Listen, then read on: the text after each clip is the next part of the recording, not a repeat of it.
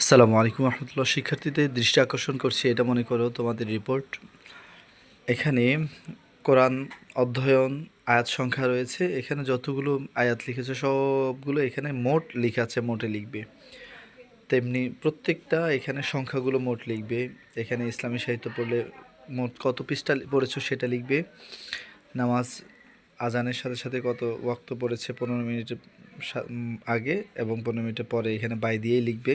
Same এখানে তাহাজ্জুদ কতদিন পড়েছে, এখানে টিক মার্ক থাকার কথা। তাহাজ্জুদ পড়লে যতদিন টিক মার্ক দিবে তত জাস্ট সংখ্যা লিখবে, এতদিন, 5 দিন, 6 দিন, ছয় ছয় লিখলেও বুঝবে যে 6 দিন পড়েছে। এমন এখানে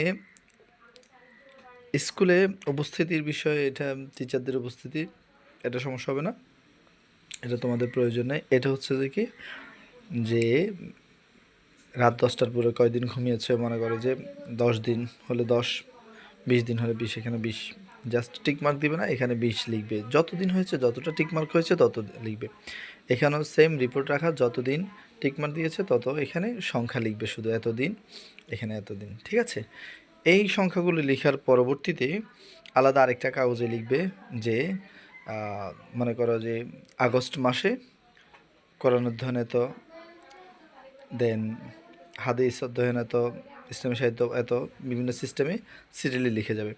নিচে দিয়ে লিখবে সেপ্টেম্বর মাস কোরআন অধ্যয়ন, হাদিস অধ্যয়ন, এভাবে লিখে যাবে।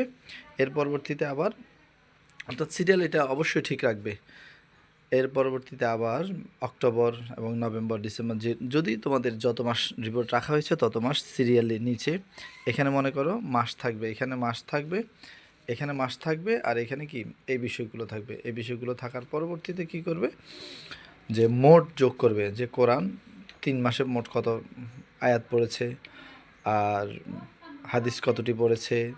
এর পরবর্তীতে মনে করো তাহাজ্জুদ কতদিন পড়েছে, রিপোর্ট কতদিন রেখেছে, এভাবে মোট হয়ে ওই কাগজে মোটটা সহ এখানে কি করবে, পিন আপ করবে। পিন আপ করে উপর দিয়ে পিন আপ করবে, আর উপর দিয়ে অবশ্যই ওই কাগজের মধ্যে নাম, শ্রেণীর রোল লিখে দিবে। দেওয়ার পর শ্রেণী শিক্ষক অথবা শিক্ষিকার নিকট জমা দিবে। ইনশাল্লাহ তোমাদেরগুলো কাউন্ট হবে। ধন্যবাদ।